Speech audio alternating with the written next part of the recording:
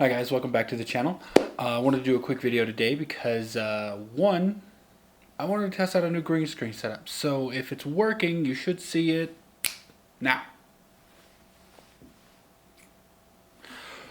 And to test that setup, I just wanted to make a list of my top 5 anticipated horror movies of, I want to say this year. Technically one of them isn't supposed to be out this year. It's supposed to be out January of next year. So kind of skirting the rules a little bit there, but just top 5 upcoming horror movies. So, without further ado, at number 5 we have Texas Chainsaw Massacre, and the reason it's at number 5, one, I'm super excited for it because I love that series.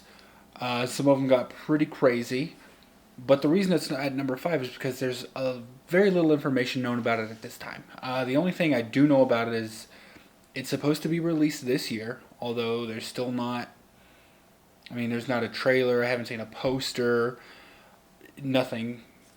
So, but it says expected this year. I do know that the director is David Blue Garcia. Just looking at my notes here.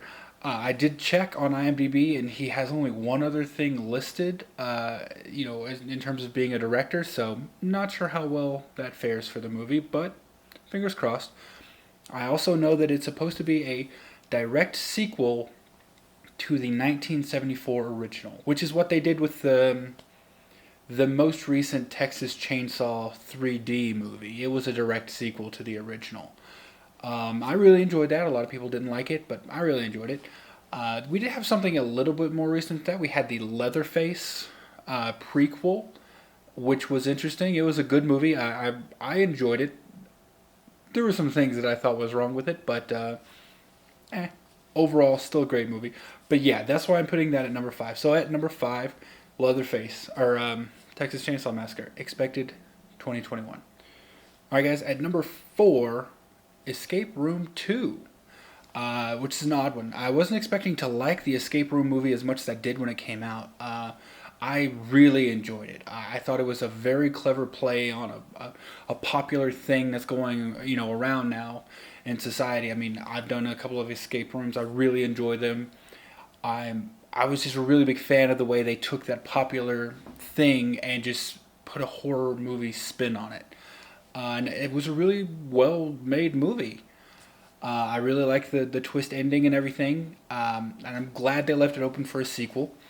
From what I understand, it's called Escape Room Tournament of Champions, and then they did the cliche thing where they said the title of the movie in the trailer. So it is the same director. Director is Adam Robitel. However, it's not the same writers, so we'll see how that goes.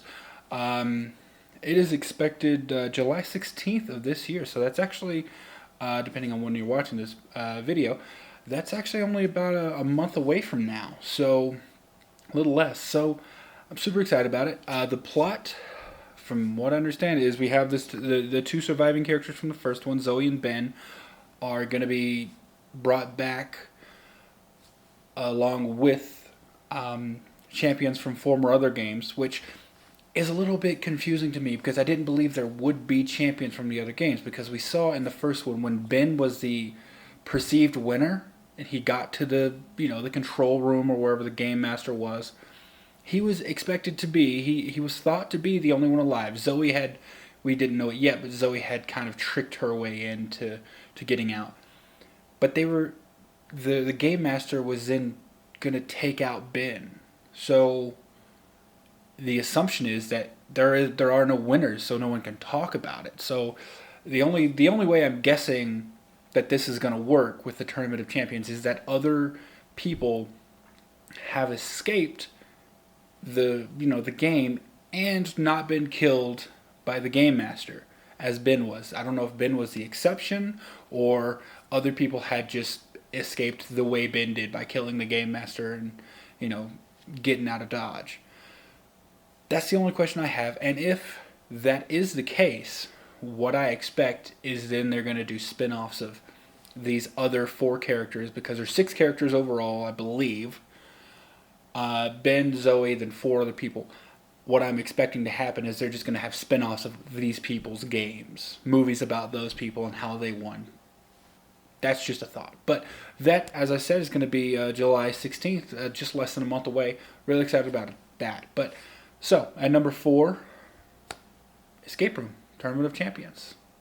All right, guys. At number 3 is going to be Don't Breathe 2, which is due out August 13th of this year. I haven't seen I've seen a poster. Let me rephrase. I've seen a poster on IMDb. Nothing crazy shown there. I haven't seen a trailer. It's due out in 2 months, and there's still no trailer, which is odd. I don't know if that bodes well for it or not, but I haven't seen the trailer. But I am really excited for this movie. When Don't Breathe, the first Don't Breathe came out, I believe it was 2019, so 2 years ago.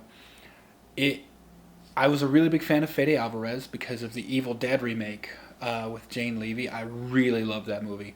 So I was a big fan of Fede Alvarez, so I'm like, definitely going to go see this. And it did not disappoint. The twists and everything that came from that movie were just great. The direction, everything was wonderful about it. I just really loved the movie.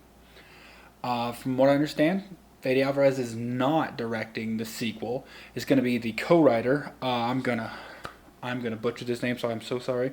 Rodo Sayagues. I'm sure someone will correct me.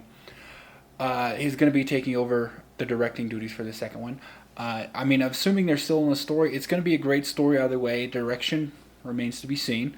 But, I'm just super excited about the movie. I did read a plot synopsis, and what it said was the blind man, which is what the character is just known as now, the blind man.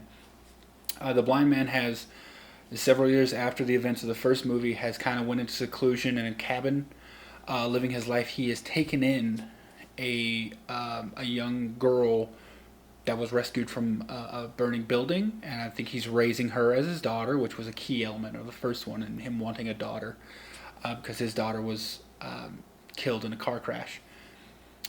And some people show up and kidnap this girl.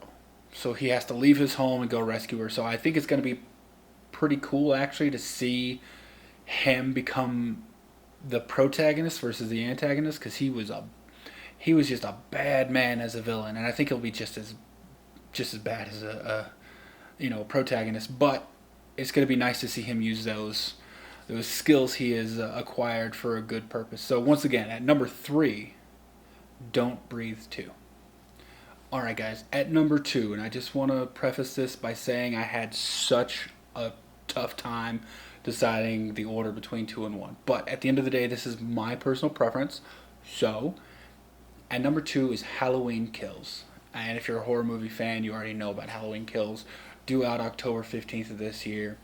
It's continuing the story the exact same night. It picks up right where the Halloween from 2018 left off. We just got a trailer for it a day or two ago. I did a trailer reaction to that. If you'd like to watch that video, it's going to be right there. Link to it. The trailer was amazing. I personally believe it gave just a tiny bit too much away, because if you watch like a trailer breakdown, or if you just watch it at any sort of slower speed, you catch some significant things, in my opinion, that you probably shouldn't have shown in the trailer. And there are a couple of Easter eggs in the trailer that I felt like it would have been a great reveal to just show those in the movie instead of in the trailer. But that's neither here nor there. It looks like the movie is going to be amazing. We've got returning director Joseph Gordon-Green. He's also co-writing with Danny McBride, just as the first one. They're doing the entire trilogy together. So this is the second part to the trilogy. Third part is supposed to come out next year. It's going to be Halloween Ends. I believe production is starting this week or next week for Halloween Ends, and it's going to be crazy. But this movie it just looks so good. The returning characters alone is enough to go see it for. And I'm talking returning characters not just from Halloween 2018, but from 1974, the original. We've got Kyle Richards returning in her role as Lindsay Wallace, the little girl that Laurie was helping babysit in the very first one. We've got Nurse Marion returning, who was she was the nurse that was with Dr. Loomis when they found out Michael escaped. And then my favorite returning character is Tommy Doyle, played by Anthony Michael Hall.